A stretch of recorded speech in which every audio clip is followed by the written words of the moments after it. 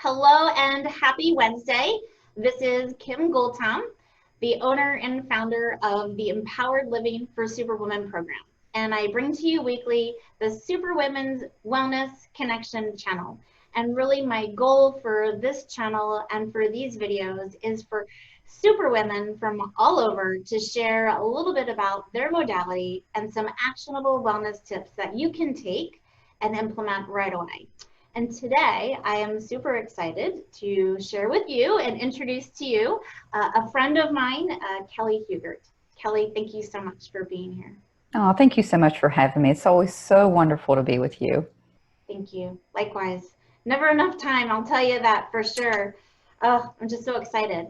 And before I have Kelli share a little bit about what she does, I just kind of want to brag about her for a little bit. I am going to put a lot of information about her in the description below of the YouTube video, but I just kind of wanted to highlight a little bit. She is a mind-body practitioner and coach. She's also a master herbalist, but she's also a third-year PhD student at Saybrook University in the program called Mind Body Medicine. And I couldn't be more proud of her and everything that she continues to learn, experience, do, and stay on top of things so that she can support her clients. And I'm just so honored to have her here with us today. So thank you so much. I'm going to get off her clap.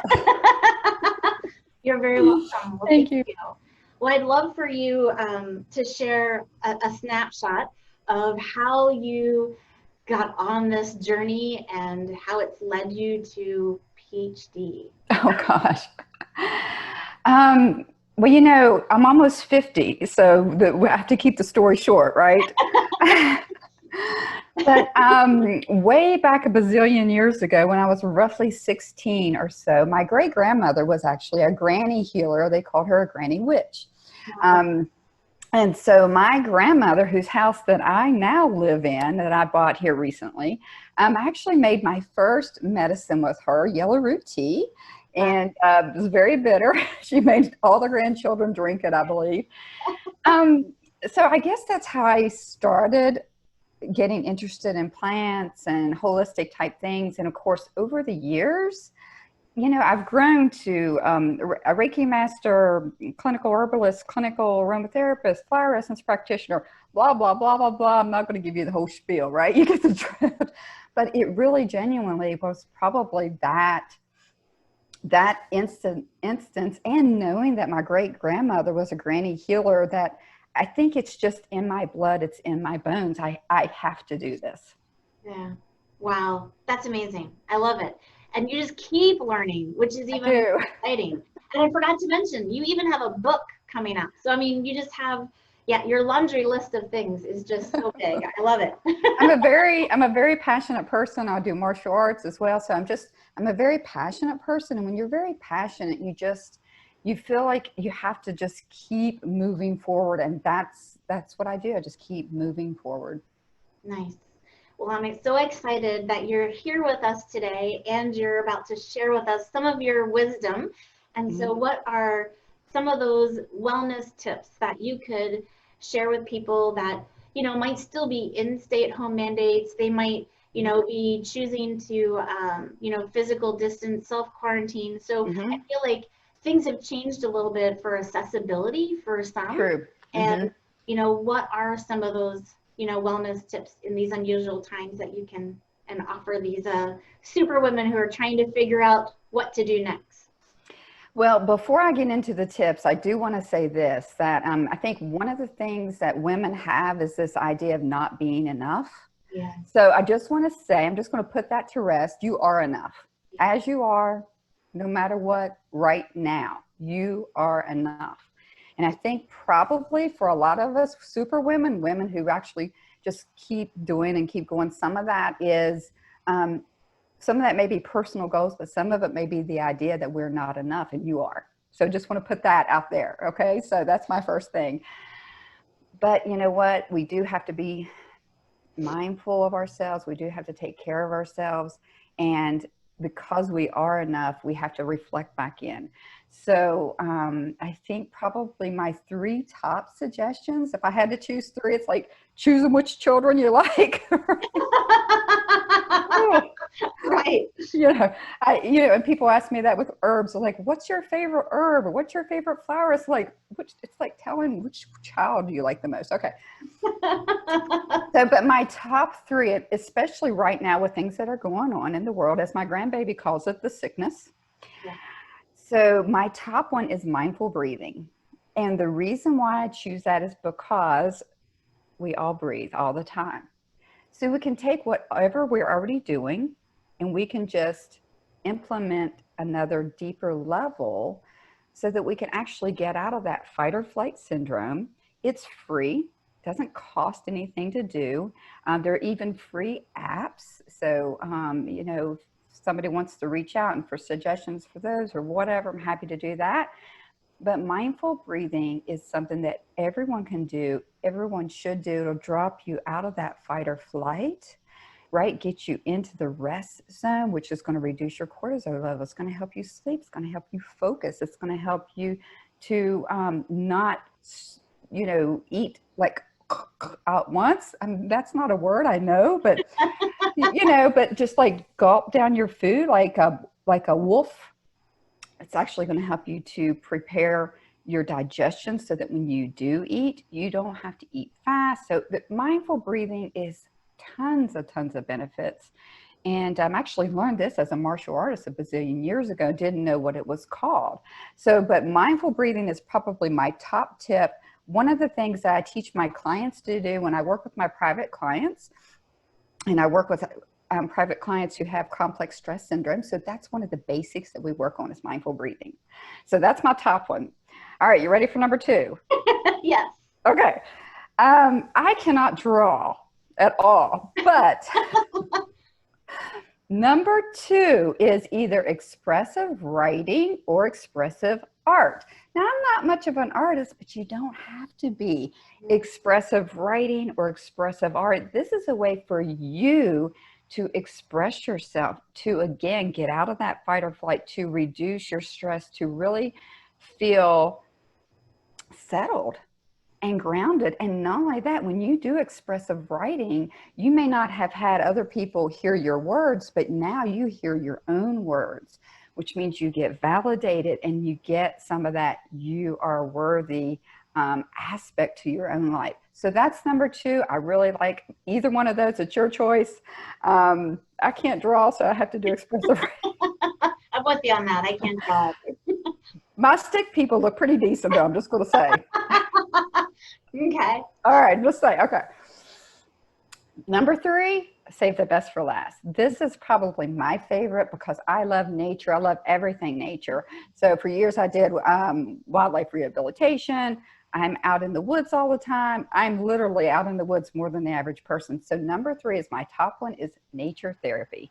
And you don't even have to go to the woods like I do, but you could simply stand in your backyard and let your feet be barefoot, or you could stand in your backyard with shoes, or you can stop and smell the roses, whatever nature therapy means for you, but somehow connecting with something just a little bigger than we are, I think is wonderful, beautiful. Again, drops you out of that fight or flight syndrome and gets you into that rest and digest, and really helps you to improves your energy, improves your focus, improves your creativity. So many benefits. I can't even go into all of them. That's awesome. I love it. Yeah, I'm a huge nature fan myself, and I can just get lost in the energy, of the trees and just the sky and the flowers and just taking that off. Yeah, exactly. It's great. I teach it with my one-on-one clients in my program. So nature therapy is a big part of my work. Nice, nice. And so how often do you get outside in nature on a weekly basis? Oh gosh.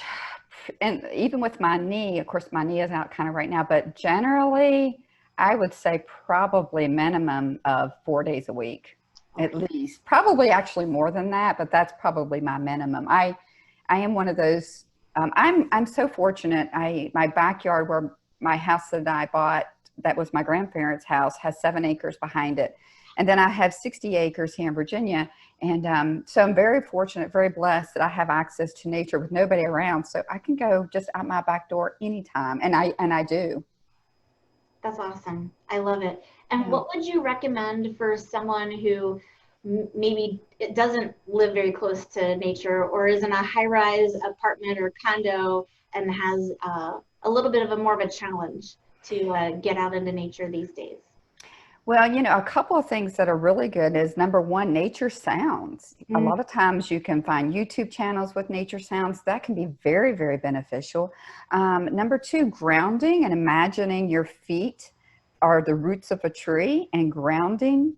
That can be very beneficial, even though you're not really in nature per se. That's the act of grounding. And of course, one of my favorite things is flower essences, where we bring the nature of the flowers in with us and we can carry them around. For example, this is my dog's little remedy here that I've been sneaking in. But you know, we can really do so many things, and even if you can't get out, there's so many ways to bring nature to us. mm, I love that. And that's inspiring. And yes, there are so many different things. I know sometimes I'll even pop onto YouTube and I'm like, ooh, let me see a Yosemite Yeah. trail. And it's amazing how many videos are of these walking paths and Mm-hmm. people being silent so you can hear the nature, but you can experience it as if you were the one, you know, out there Yeah. walking on that path, which is really incredible. Yeah, there are so many ways to incorporate it. Not everything has to be in a box, you know, so we definitely have to think outside the box. Definitely, definitely. And I know you did this grounding exercise with me earlier. Would you be open to sharing that with the viewers today? Sure. Do you want to rework it again or just want me to tell about it? It's your choice. Actually, if you could, let's do it so that Just do it? Okay, so they can join. people Absolutely. experience I it. think that's the best way than telling about something. I think it's Yeah, better to experience. thank you. All right, so I'll just ask that if you're comfortable to close your eyes, and if you're driving, of course, you want to keep your eyes open. But if you are able, just allow yourself to rest your eyes or to go into a relaxed gaze. And just imagine in your mind's eye, your feet are planted on the floor, even if they're not. And just take a deep breath in through your nose and let it go out. And just take another deep breath in and out. And then on this third breath, just imagine your feet are like roots of the tree. And then as your feet are the roots of the tree, just imagine those roots going down, down, down.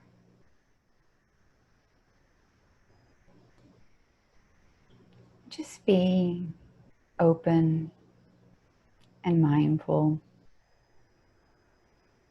If a thought comes in, just allow it, not fighting anything.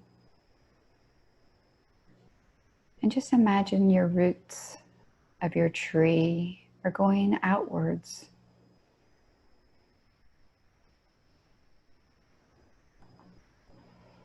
Now imagine that more of your roots are going down, down, down.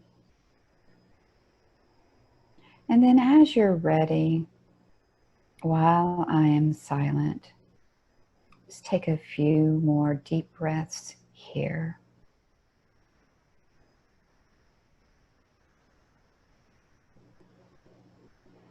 And then as you feel comfortable, just wiggle your toes just a bit.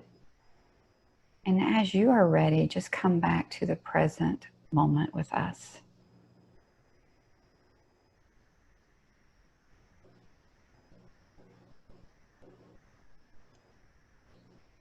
Mm, thank you. That was You're welcome. Oh, I think everybody's going to love that. Um, it's one of my favorites. I actually teach this to my Reiki apprentices. I have one of them come back and said, I do this in the shower every morning. Great. I said, good, that's good. Yeah, absolutely. That's a great way to get it implemented as a Yeah. habit. Yeah. Very cool. Thank you. I really appreciate all of your time with me today. And for those out there who have really, connected, would like to learn more about all the things you do, and I know you've got a flower essence workshop coming up. Mhm. What is the best way for people to connect with you and get on your newsletter?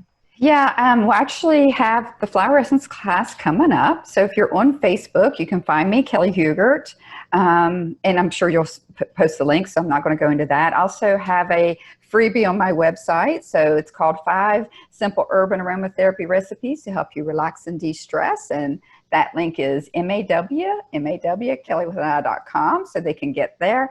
And, if they're on Facebook, they can shoot me a message. I have a private group where I share tons and tons of resources, and I'm happy to have other people come and join me. And I love sharing the journey about plants and mind-body medicine, and I'd be happy to connect with anybody. Great. Well, thank you so much, and thank you for Thank you. your wonderful messages, and have Yay. a wonderful rest of your day. Thank you. Thank you. I appreciate it.